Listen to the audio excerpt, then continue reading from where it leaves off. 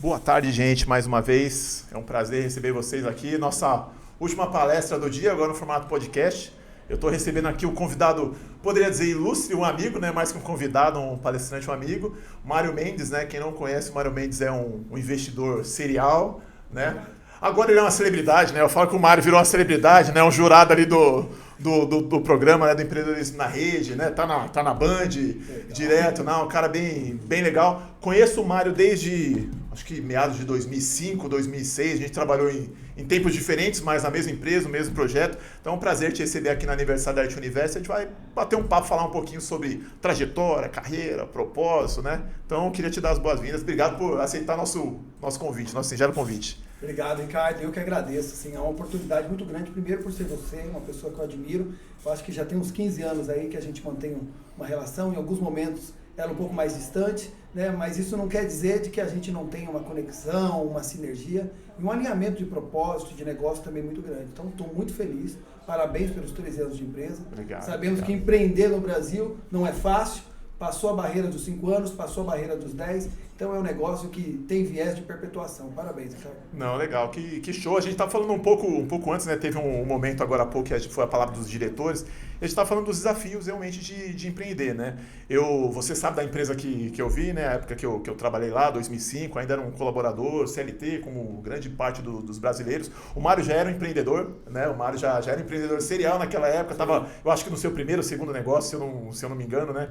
Eu já admirava muito e falava, poxa, é isso aqui que eu quero. Tinha um amigo em comum nosso também, da empresa na qual eu trabalhava. Eu olhava e falava, poxa, é isso que eu quero para minha vida. Eu quero empreender, quero poder assumir, construir uma história, né? Transformar a vida de pessoas, né? A gente vai falar bastante disso. E aí eu queria começar contando um pouquinho da história do Mário, né? Dessa história de empreendedorismo, como você começou, como que você chegou hoje e a importância do propósito, da transformação de vidas através do empreendedorismo, que é o que a gente vai falar um pouquinho aqui, né? Muito bom.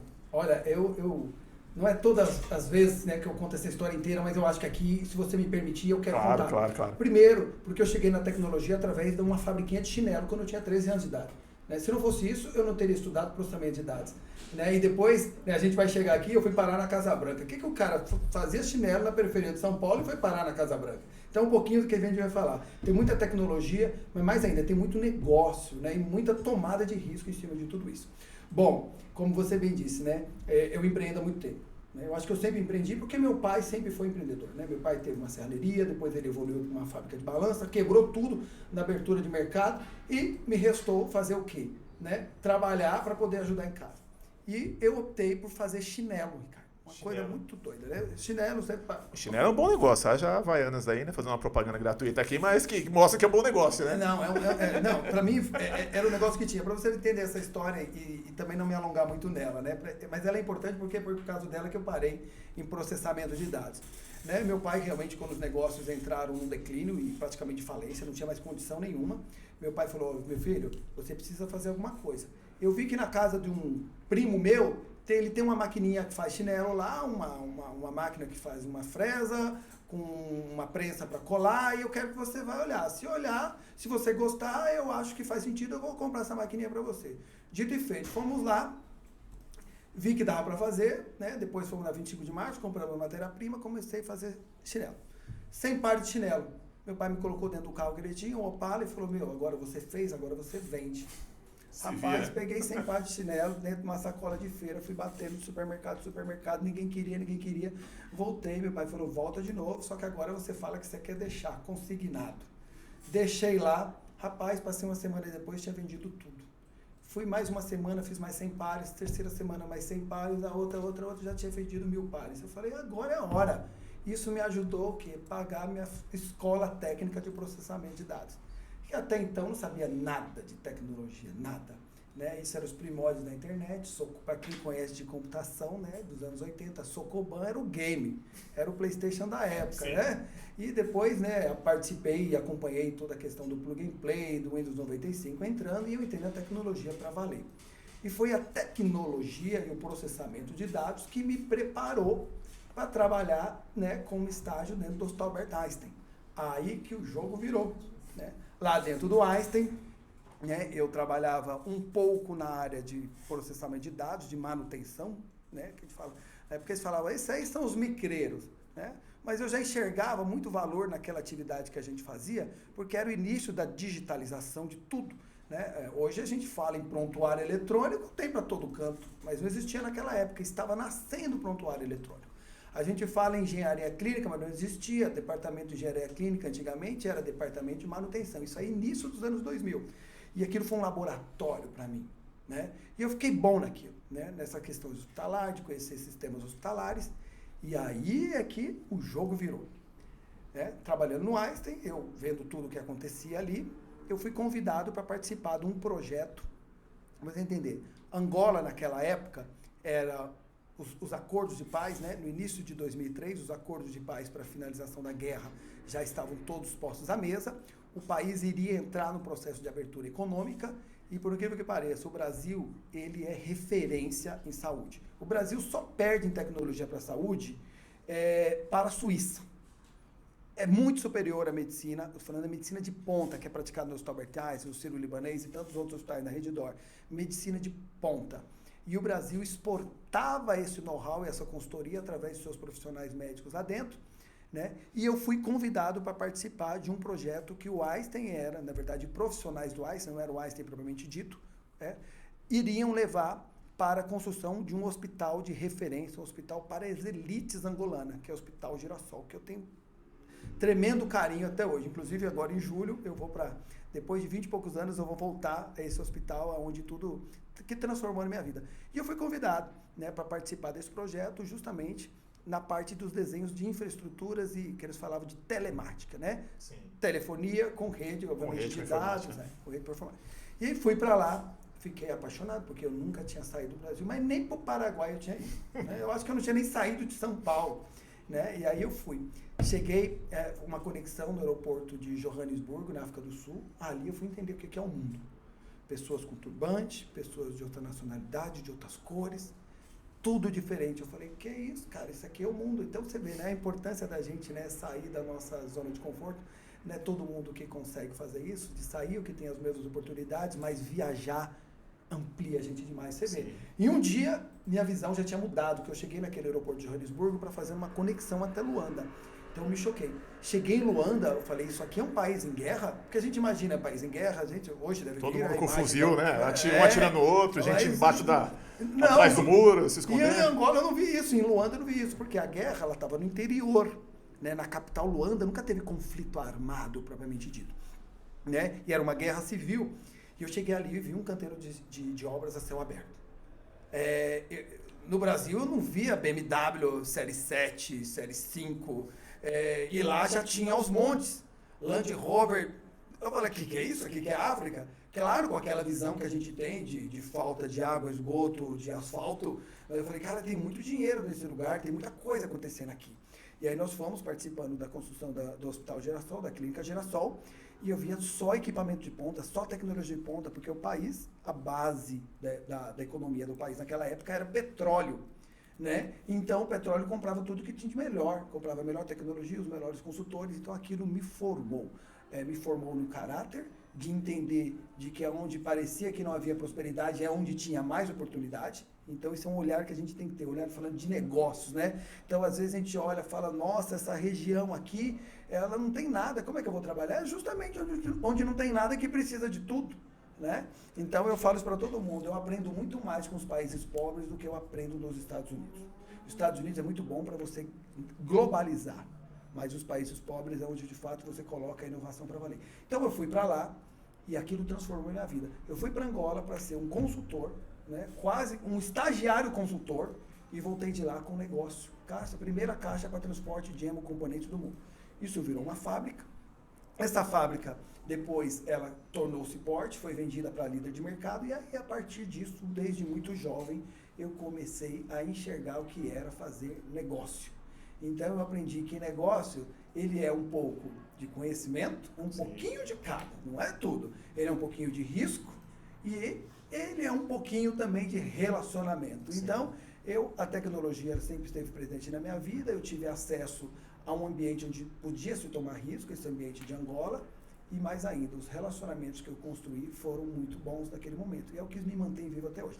Ô, Mário, deixa eu até só te interromper e falar uma coisa, né? Eu vejo que você teve toda uma trajetória na carreira, você deu os passos certos, talvez na hora certa, ou mesmo que foi na hora errada, tem sempre uma correção de rota, né? Eu tô falando isso porque a gente está com os colaboradores da IT Universe e muitos se perguntam sobre a carreira e eu vejo que você teve uma carreira ali projetada, mas sobre aproveitar as oportunidades.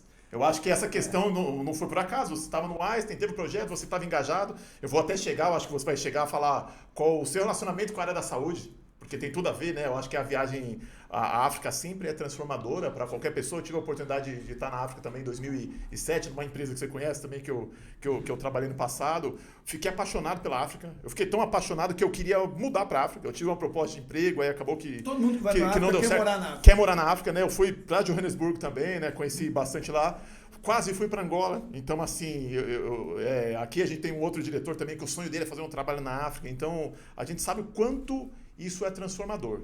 E eu acho que transforma primeiro o coração, a mente mesmo, né? Eu acho que toda essa parte psicológica da coisa, emocional, e te leva para outros patamares, como foi você, né? Você foi como um técnico, vamos dizer assim, se assim eu posso chamar, como um analista, para poder levar ali tecnologia, e você voltou com uma visão transformadora para fazer negócio, você voltou com essa visão para ajudar as pessoas, né? Provavelmente isso já tinha dentro do coração em algum lugarzinho, e isso aflorou nessa oportunidade, né? Então, acho bem interessante você até se aprofundar nessa questão da relação com a saúde e tal, e até onde você foi, né? Muito bom isso, né? Eu não fiz saúde a vida inteira, né? Foi a saúde que me escolheu, né? Primeiro. Né? Eu estudei processamento de dados porque eu enxergava até no setor bancário muito mais oportunidades naquela época. O setor bancário, assim, né? Bug do milênio, né? Todo mundo Sim. precisava de um profissional de TI. E a saúde, ela aconteceu, né, justamente por essa vivência no Einstein. E hoje, para você entender, né? Eu movimento um ecossistema de saúde muito grande. Mas nem sempre foi assim. Mas a tecnologia, né, me fez construir esse ecossistema de saúde hoje que eu represento. Para você entender. Hoje eu lidero algumas frentes de saúde, lidero o Dr. Wilson é um assistente virtual com inteligência artificial, maior plataformas em perguntas e respostas dentro do Google Assistance no mundo, uma plataforma brasileira. Ninguém conhece isso. Grande parte do conteúdo sobre saúde no Google Assistance é Dr. Wilson. Isso fez com que eu tivesse muito mais proximidade com o mundo médico na construção de protocolos de saúde. Protocolos de HIV são protocolos hipercomplexos, mas você tem o poder de sintetizá-los, né, a fluxos conversacionais muito menores, que a gente fala dentro do linguajar techniquez, processamento de linguagem natural. Então, a inteligência artificial e essas plataformas assistentes virtuais, eles me deram uma visão de que muitas das infraestruturas que a gente precisa para atendimento à saúde, ela não precisa mais ser física. A gente entende que 80% das demandas de saúde no mundo, e é no mundo inteiro, aí você vai entender um pouquinho o que eu faço em África também, elas são passíveis de resolução em telemedicina, 80%. É uma amidalite, é uma torção, é alguma doença que pode ser resolvida na atenção primária e secundária. Hospital, ele é uma demanda, muitas vezes, mais apropriada para demanda terciária, demanda de internação, de medicina diagnóstica. Então, se a gente sabe que 80% pode ser resolvido por telemedicina, por que a gente não desenvolve plataforma de escala? Sim. E é isso, né, a visão que me deu. E a África me deu essa visão. Voltando um pouco à tecnologia. A África, ela não tem tempo de construir infraestruturas como a gente tem aqui, né, no Brasil, como os Estados Unidos ou países envolvidos, tiveram toda etapa. Eu costumo falar, né? Países como África e até mesmo algumas situações do Brasil ainda não resolveu problemas da segunda era da Revolução Industrial. A gente ainda tem problema de água e esgoto. A gente já está falando da Revolução 4.0. Agora você imagina... Tá na 2.0 você imagina a África. A África não tem tempo de fazer essa infraestrutura. Então, eles foram direto para o modelo digital. Sim. Então, a gente vê iniciativas de telemedicina, de telesaúde e até mesmo de medicina diagnóstica com mobilidade muito mais avançadas em alguns países africanos do que a gente vê no Brasil. A gente vê a questão do sistema bancário em África muito mais digital e muito mais mesmo a bancarização dos países africanos, especialmente os países da África Austral, que são os que possuem maior ritmo de crescimento, muito mais avançado do que o nosso. Então, eu falei, a África é o melhor lugar do mundo para a gente cortar, a gente reduzir a curva de acessibilidade à tecnologia, porque eles não têm tempo de criar infraestrutura. Então, a gente vai direto para tecnologia de comunicação via plataformas móveis. Então é isso que eu fiz. Então hoje o ecossistema que eu lidero para você entender. Nos Estados Unidos, e aí depois eu vou explicar como que eu saí lá da periferia de São Paulo, fui para Angola e depois fui parar lá na Casa Branca, no Capitólio e diversas outras coisas. E hoje eu moro nos Estados Unidos, né? Eu sou um residente permanente dos Estados Unidos, eu sou portador do Einstein Visa, que é um... Sabe que por isso que eu falei que é um convidado de luxo, porque veio praticamente direto dos Estados Unidos para falar com a IT Universo, né? Aproveitou os compromissos e Mas é uma conseguiu honra, atender a gente, né? É uma honra estar aqui. E por que eu estou falando dessa questão do AP1 Visa, do Einstein Visa? Porque a nossa vida, né, nada na nossa vida acontece. Se foi rápido demais ou se foi fácil demais, foi errado. Né? Depois eu vou explicar no finalzinho o porquê do AP1 Visa. O que é isso? Mas ele só foi possível por toda essa história que começou lá desde que eu comecei a fabricar chinelo. Então, quando a gente olha de que a tecnologia alinhado a relacionamento e negócios, eles levam a gente em lugares que a gente jamais iria imaginar. Eu vou falar para você que até 20 anos atrás, eu não acreditei que eu poderia chegar muito longe. Então, para você entender o ecossistema que eu movo de saúde hoje, o Dr. Wilson ele é responsável por mais de 1,2 milhões de consultas e em fluxos de jornadas de saúde já realizadas. Ele movimenta hoje também uma plataforma que é o Viver Bem, que eu lancei nos Estados Unidos, gigantesco, com quase 5 mil profissionais de saúde, levando assistência para brasileiros em todo o mundo, falando língua portuguesa, com prescrição de receituário e medicina diagnóstica também, via segunda opinião, também para todos os países onde tem brasileiro. Eu criei um sistema, uma plataforma muito madura e muito consolidada, que a gente fala que é a clínica do brasileiro no mundo, mas no celular. O brasileiro falando saúde em qualquer lugar do planeta, com a sua transcrição da sua prescrição, se for necessário, em qualquer país. 27 países da União Europeia e os 50 estados americanos. Né? Ainda não cheguei na Ásia por uma questão de processamento de linguagem natural. Mas já fizemos ensaios no IST muito bem sucedidos, com um assistente virtual fazendo triagem na língua creole. Então já é um avanço. Sim. Então, a saúde, para mim, ela é, primeiro, uma missão de vida. Né? E para uma missão de vida acontecer, ela precisa ser rentável, senão ele não é sustentável. Quer dizer, você começar uma assistência, você dizer que vai ajudar alguém e no meio do caminho você falar que o seu dinheiro acabou, né? Isso não é ajuda. Né? Você criou uma expectativa que se frustrou ao longo, você mais atrapalhou do que ajudou. Então o que eu procuro é, quanto mais os negócios crescem, mais contrapartida social eles podem dar. Então, para você entender, nós acabamos de fazer uma doação agora via Viver Bem de 1.200 consultas para o grupo de refugiados liderado. É uma parceria junto, Legião da Boa Vontade, ONU, Grupo Mulheres do Brasil, são 1.200 consultas para refugiados. Para você entender, uma consulta nos Estados Unidos, dificilmente ela vai custar menos de $150. Eu dei 1.200 consultas. Né? E quanto mais a operação cresce, mais essa contrapartida social a gente vai dando. Isso fez, né, com que eu tivesse, obviamente, é o que a gente fala, né, os relacionamentos, quanto mais a gente cresce, mais fácil vai ficando Sim. os relacionamentos. Só que a nossa responsabilidade em manter esses relacionamentos também é muito grande, né? Porque quanto mais nos é dado, mais nos é exigido também. Nos é cobrado, né? Exatamente, né? E aí, Ricardo, para você entender o porquê que eu estou nos Estados Unidos hoje. Eu nunca tive um projeto de vida para morar nos Estados Unidos. Não. Tanto que o meu projeto de vida sempre foi morar em África. Primeiro porque eu gosto. É um continente mãe para mim. Não só porque os estudos mostram que todos nós de lá viemos. Viemos, né? Então, talvez isso explica de alguma forma que todo mundo que vai para a África quer morar lá. Talvez que a África é um pedaço... Algo meio subliminar na nossa mente está programado. Você pisa lá e falou, opa, eu vim daqui, né? Gente, eu daqui. Memória celular, sei lá, né? Se existe isso e tal. Mas algo nesse sentido. Mas os Estados Unidos não tem jeito, né? Hoje, nós trabalhamos com negócio de tecnologia. Com certeza, 60% a 70% dos fornecedores globais que você trabalha são americanos. Por quê? Porque negócio global é lá. Né? Porque as coisas acontecem nos Estados Unidos globalmente. Primeiro, você é mais bem visto num projeto global. Os teus negócios, eles têm a questão monetária de dolarização muito mais fácil, onde você encontra um mercado regulatório mais estável e mais livre de operar. Vamos montar uma empresa de tecnologia no Brasil, você sabe os desafios que tem. Seja ele regulatório, seja ele sobre folha de pagamento, seja ele até de capacitação das pessoas. Sim. Você tem um profissional que ele precisa fazer uma prova de certificação, nos Estados Unidos é 150 dinheiros. Aqui é $150. Fica difícil do cara...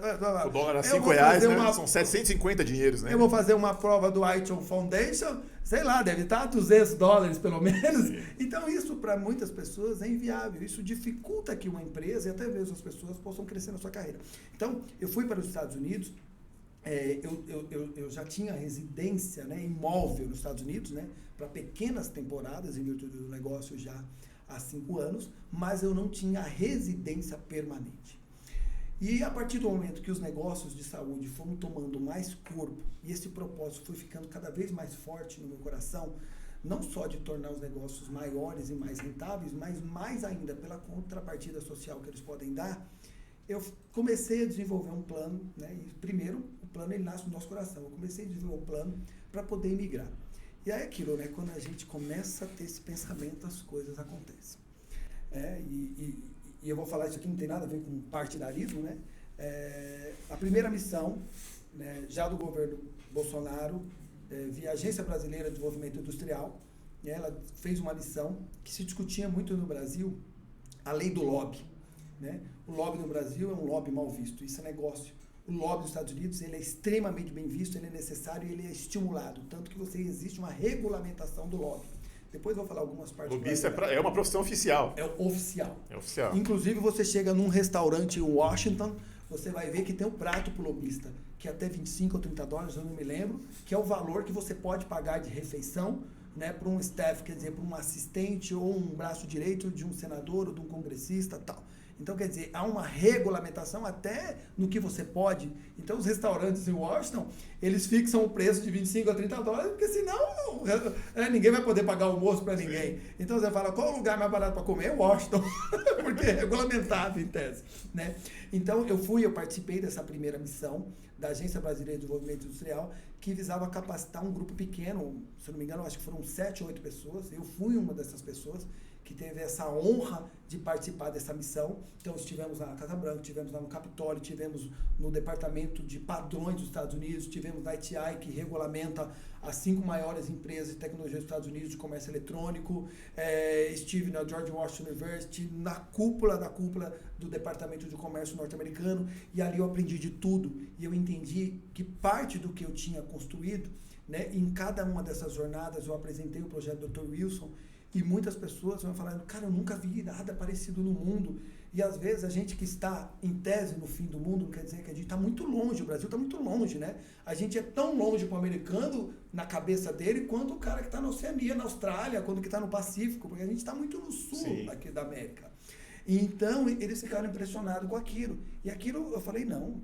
E até conversando com as pessoas, falou, existe um visto específico para brasileiros extraordinários. Eu falei, eu não sou extraordinário, eu só Olha fiz. Só, né? Né? Eu só fiz. E sim, existe esse AB1 Visa, que é um visto por habilidade extraordinária. Esse AB1 Visa é o visto que os Estados Unidos encontrou para viabilizar a própria ida do Albert Einstein para regulamentar. É o mesmo visto que Wernher von Braun foi, né, também para os Estados Unidos, como alemão naquela época, né, para poder ir lá e desenvolver os projetos também dos foguetes, também dos ônibus espaciais americanos. E esse AB1 Visa, ele existe, ele é para pessoas comuns como nós. Só que ele exige um conjunto comprobatório muito grande. Qual é o conjunto comprobatório? Tudo isso que a gente acha que muitas vezes a gente está fazendo e que muitas vezes a gente não tira foto. Igual a gente está aqui, a gente tem que tirar foto dos momentos, a gente tem que tirar Sim. foto de tudo que a gente faz, a gente tem que juntar evidência, juntar carta. Pô, você gostou do meu trabalho? Você pode, igual a gente fala para o cliente gostou do seu atendimento? Você pode mandar um e-mail para mim? É isso, é um conjunto comprobatório. E eu não sei se por ordem do destino, se por ou por algum motivo, eu sempre juntei conjunto comprobatório, porque eu sempre gostei de criar marcos na minha vida. Então, eu consegui juntar conjuntos comprobatórios de quase 26 anos da minha vida, fotos de Angola, projetos de Angola, projeto de telemedicina assinado, projeto de infraestrutura, e foi crescendo, agendas e tal. Juntei 3.900 páginas de conjunto comprobatório, um processo desse tamanho. Contratei um advogado, mandei para o Departamento de Estado. Em 15 dias aprovaram. Só esse tanto de documento, você já é uma pessoa extraordinária. Já. Então eu acho que talvez pelo cansaço. Desse tamanho, né? Desse tamanho já foi extraordinário. Talvez pelo cansaço. Então hoje eu estou nos Estados Unidos, eu moro, sou um residente permanente. Né? Tenho uma residência permanente, irrevogável, definitiva nos Estados Unidos. Posso morar lá por o tempo que eu quiser, por resto da minha vida, com diversas, digamos assim, facilidades em contrapartida de outros vícios imigratórios, com a minha família está toda lá, e eu enxergo hoje nos Estados Unidos uma importância para a construção desses projetos globais. Eu tenho 44 anos, ainda, né, embora a cara não pareça, mas eu me acho muito jovem por dentro, então acho que eu posso fazer muito mais. Contribuir muito mais. Né? Então esse é um pouco da história, tem muita coisa aí no meio, mas... Não, você vê que interessante, até se o pessoal da produção tiver a foto, tem uma foto do Mário em Angola. Ali é na Angola? Ali é na Angola ou era... aquela... Não lembro se... que eu te mandei, não, é Moçambique. Moçambique. Ah, como eu adoro Moçambique. Então, Mário, vocês veem a importância, né, Mário? Eu acho que vale a pena a gente falar disso, porque a gente está falando de propósito. O quão longe o propósito pode levar alguém. É verdade. Porque eu particularmente, sou apaixonado pela solução que ele criou, né? O Dr. Wilson, tem até o robô, né? O Dr. Wilson, não sei se de repente vocês conseguiram uma foto na internet, alguma coisa assim, mas é um robô que ele já tem inteligência artificial, a gente está falando numa era tanto de chat GPT, tudo automatizado, tal, machine learning e tal, o Dr. Wilson já existe há vários anos, 10 anos, então muito antes da gente falar de chat GPT, que é o tema do momento, né? E já é um robô ali com inteligência artificial que foi criado para poder levar informação para o povo africano. A essência foi basicamente essa, né? Nasceu para a África, né? Então, da história, eu conheço a história do Mário, né? Por isso que eu estou compartilhando isso, né? A paixão por ajudar, ou para ajudar, né, as pessoas na África, nas questões relacionadas à saúde. A gente sabe que na África hoje já desenvolveu muito, mas ainda tem muita questão de saneamento, né? A questão de higiene, que acaba levando doença. Então, a tecnologia, o robô, pode ser um condutor ali de levar informação para um público que tinha pouca informação. E desse propósito, né, o desejo de ajudar pessoas, que vem toda essa recompensa, se é que eu posso chamar assim, né, do destino, de Deus, né, do universo. Né? Então vem toda essa recompensa para você.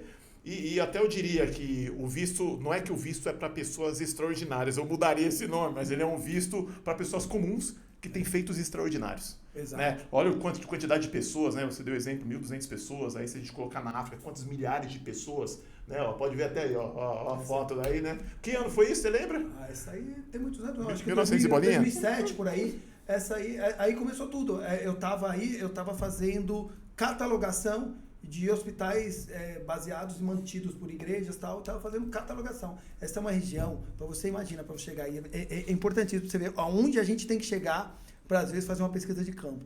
Aí é uma cidade que se chama Nampula. Nampula fica perto da ilha de Moçambique, que foi a primeira capital do país. Para você chegar do Brasil para Maputo, 14 horas de voo, depois você pega mais um outro avião, mais 4 horas, você chega uma cidade perto, aí você pega um carro, mais 4 horas para chegar, espera a maré baixar, mais umas horinhas de barco, você chega nesse lugar.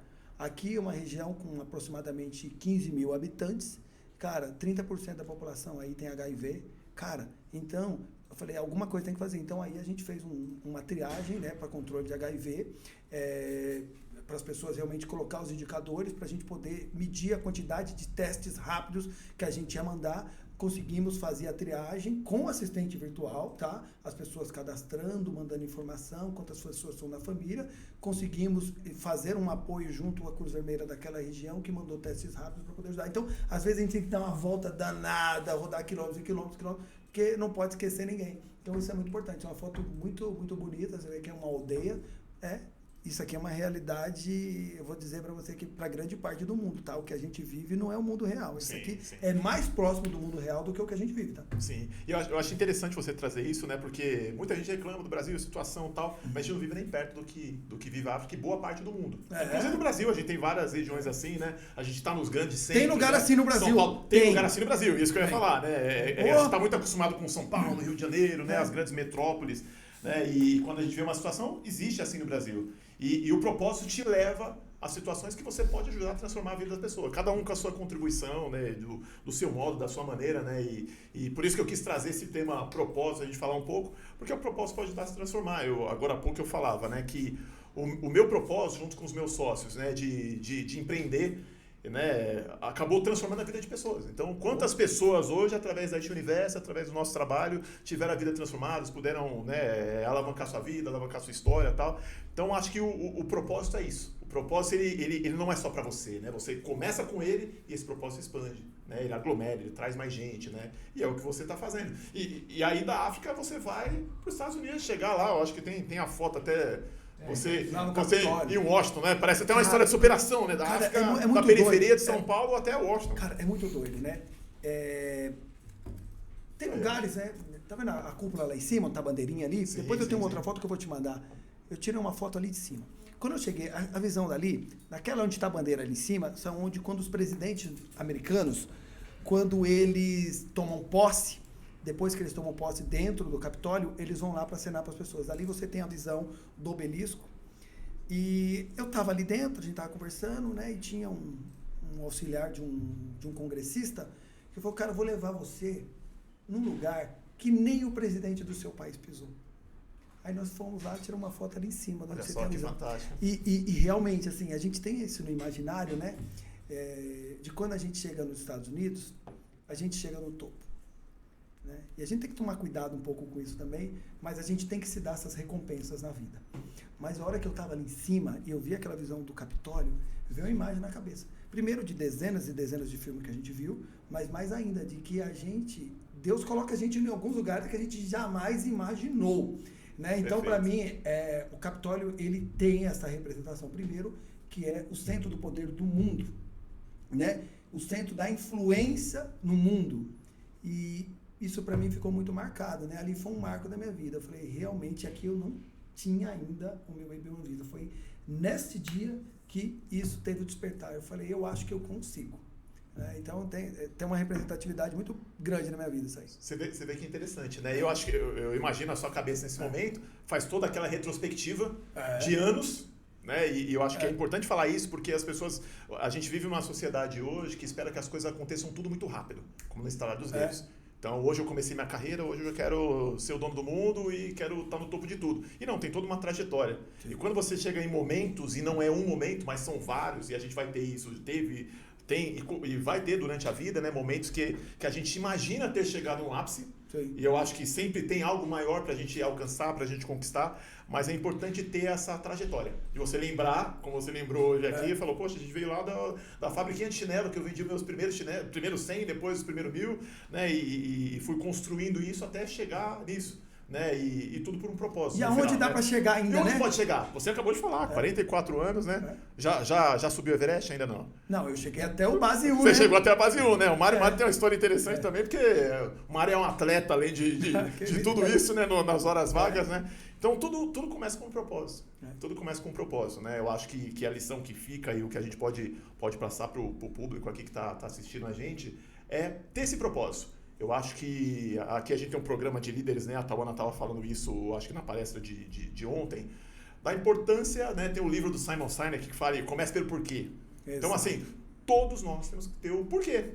Por quê? Quando eu saio de casa para trabalhar, por que eu estou saindo? Para quê, né? Qual que é o meu objetivo? Qual que é o meu propósito? Tudo começa. O propósito pode ser alimentar minha família, o propósito pode ser, né, ganhar um dinheiro para poder migrar para fora do país, né? Cada um tem a sua missão. Não, eu vou trabalhar porque eu gosto de ajudar as pessoas, eu faço trabalho social no fim de semana por A, B, C. Então, assim, a importância de todo mundo entender o propósito, né? A gente não pode ser um robô.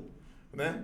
Nós somos seres humanos. Nós somos um ser tão complexo, quer dizer, com tanta tecnologia embarcada, que não é possível que a gente é um ser programado. Eu vou para casa, recebo o meu salário, vou... Não, cara, tem alguma coisa. E a gente sabe, quanto mais propósito os colaboradores, né? Quanto mais a empresa estimula que o colaborador busque esse propósito, mais bem sucedida ela vai ser. Pode ser até que aquele colaborador nem fique naquela empresa, mas ele vai feliz, cara. Exatamente. E ele vai realizar o futuro dele, o propósito da vida dele. Cara, é extraordinário. E eu vejo que vocês fazem isso, tá? Eu vejo. Vocês são muito baseados nisso. Você, em especial, tem isso no teu coração, que eu te conheço há quantos anos? Eu sei. Os olhos brilham pela empresa. Não é a empresa só pela empresa. Sim. E é interessante o que você falou, né? E eu vivo essa fala por muito tempo, né? O último PDL, a gente está no segundo, agora 2023, 2022... Eu tive a oportunidade de fazer várias aulas, né? Eu te dava várias aulas e eu sempre falei isso. A gente prepara as pessoas não para o universo. Se você estiver aqui dentro, ótimo, eu fico feliz da vida, você vai crescer, vai ajudar a gente a expandir, mas eu fico muito feliz com o seu progresso. Aqui, lá fora, nos Estados Unidos, na África, num trabalho social, numa missão, seja lá qual for Eu acho que o seu propósito é essa construção que a gente deixa para as pessoas. Esse é o nosso legado. De poder ajudar, de poder ensinar, de poder colocar um tijolinho ali, né? A gente estava agora há pouco na palestra que terminou com um ex-colaborador, que hoje, né, na gerência da Cavac, podendo agradecer uma gestora dele de duas ou três empresas antes, falando, olha, eu tenho um carinho enorme por você, você fez uma liderança feminina fantástica. Então, eu acho que isso é o legado. Né? Imagina amanhã depois, alguém que foi tratado ou curado pelas soluções que você conseguiu poder falar, poxa, olha aquele trabalho do Mário, talvez nem lembre o nome, daquele trabalho daquele brasileiro, eu consegui restituir minha saúde, consegui... Você vê aonde o propósito pode chegar. E pode ter certeza, assim, grande parte das pessoas que a gente tem gratidão, essa gratidão veio porque aquela pessoa trabalhou com a gente. Sim. A maioria. Ou é um professor, ou é alguém que trabalhou com você. A grande maioria. Então, assim, a gente tem que ter gratidão pelas oportunidades que as pessoas nos dão. Às vezes eu tive um cara que foi extraordinário da minha vida, o Valério. Criou uma das primeiras plataformas de software de ponto no Brasil, de ponto eletrônico, e ele pegava no meu pé. Cara, eu tinha raiva dele. Esse é bom, né? Esse é bom. Pega no pé é bom, né? E hoje eu oro pela vida desse cara, assim, diariamente. Diariamente, porque esse cara transformou a minha vida. Eu achava que ele me odiava, cara. Não, cara, ele só queria o melhor pra mim, o melhor pro negócio dele, pô. Entendeu? Pelo contrário, né? Se eu posso assim dizer, ele amava. Porque eu acho que quem ama cuida, né? Eu acho que parece clichê isso aí, mas na verdade quando a gente faz aquilo é justamente para melhorar, para evoluir, né? Então acho que isso é fantástico. A gente tá caminhando pro final, uma pena, né? Eu falei que dá pra gente conversar aqui umas 2 horas. Eu e o Mário, quando a gente, geralmente quando a gente marca almoço, né? A gente geralmente marca no almoço, a gente reserva umas 3h30 pra gente ficar batendo papo. Queria que você deixasse uma mensagem, né? Pros telespectadores aí, pros colaboradores, né? Pra turma toda, seus seguidores. O Mário, eu falei, o Mário é uma celebridade agora, o Mário na TV, lá no jurado do programa, fazendo um trabalho também fantástico de investir, de ajudar startups, né? Queria que você deixasse essa mensagem final aí, antes da gente te agradecer e finalizar. Legal, acho que a mensagem que eu deixo, embora pareça óbvia, não é tão óbvia assim.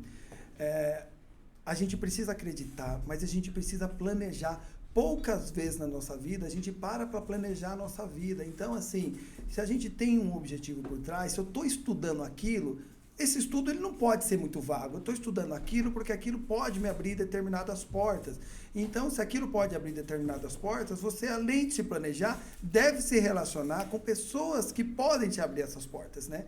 Então, eu falo, né? Às vezes a gente perde muito tempo conversando com pessoas que não necessariamente vai nos agregar.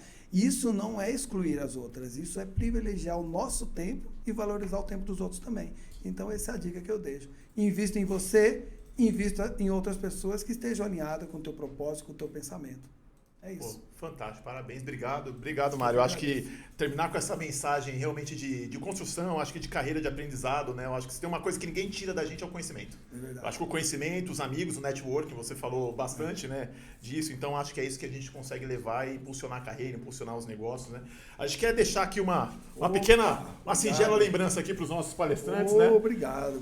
Que é o materialzinho da IT Universe, né? Eu sei que você é um bom apreciador do vinho, né? Não é o Zinfandel californiano, que você está acostumado a tomar lá dos Estados Unidos, né? Mas é um chileno, você vai gostar. Obrigado. Gente, queria agradecer o tempo de vocês, né? Agradecer a visita do Mário, né? O Mário veio de uma palestra, né? Saiu correndo, né, Mário? O Mário estava na Franco, né? Eu estava tava na Zona Norte agora. Estava na Zona Norte, veio correndo para cá, né? Eu queria agradecer o tempo dele. Amanhã vai estar no Sebrae. Amanhã eu vou estar no Sebrae. Eu vou estar no Sebrae também. Amanhã de manhã eu vou estar no Sebrae. Nem foi combinado, eu vi. Falei, poxa, vai estar no Sebrae, legal, né? Muito bom, então a gente vai se encontrar lá de novo. Obrigado, gente. Obrigado pelo tempo, né? Sucesso, parabéns mais uma vez, os 3 anos de IT Universe. Vamos deixar agora com vocês o final de tudo, o sorteio final aí. Queria agradecer. Parabéns, né? Obrigado por vocês existirem, por vocês estarem conosco e que a gente cresça junto, né? Vamos colocar isso no coraçãozinho, propósito, né? Vamos levantar tudo de manhã pensando em fazer o melhor, ajudar as pessoas, que a gente vai chegar longe onde a gente quer. Tá certo, gente? Essa é a nossa mensagem. Obrigado, um abraço a todos aí e até a próxima. Obrigado, pessoal. Sucesso. Obrigado.